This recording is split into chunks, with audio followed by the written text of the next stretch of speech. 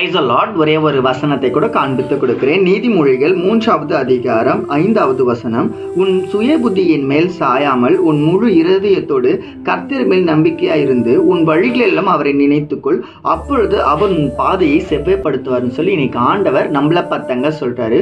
உன்னை நான் செவ்வைப்படுத்த போறேன், உன் வழியை நான் செவ்வைப்படுத்த போறேன்னு சொல்லி ஏசப்பா இன்னைக்கு நம்மளை பார்த்து தான் சொல்றாரு. செவ்வைப்படுறதுனா நான் சரியா மாத்த போறேன், உன் பாதையை நான் சரியா மாத்த போறோம், உன் வாழ்க்கையை நான் சரியா மாத்த போறேன், உன் எதிர்காலத்தை நான் சரியா மாத்த போறேன், உன் பிரச்சனை எல்லாத்தையும் மாத்த போறேன், நீ எதிர்பார்க்கிற காரியத்தை உனக்காக நான் செய்ய போறேன்னு சொல்லி ஏசப்பா இன்னைக்கு உங்களை பார்த்து சொல்றாங்க. இந்த வசனத்துல போடப்பட்டிருக்கு, உன் சுய புத்தி மேல நீ சாயாத. உன் சுய புத்திய அப்படின்னா உன் எண்ணம், உன் திங்கிங், என்னால முடியும், நான் எனக்கு எல்லாம் பலனும் இருக்குன்னு சொல்லி உன்னால முடியும் நீ நினைக்கிறது ரைட்டு. ஆனா உன் இஷ்டப்படி முடிவெடுத்து உன் இஷ்டப்படி வாழாத, எல்லா காரியத்தையும் என்கிட்ட ஒப்பு கொடுக்கணும்னு சொல்லி ஏசப்பா எனக்கு உங்களை பார்த்து சொல்றாருங்க.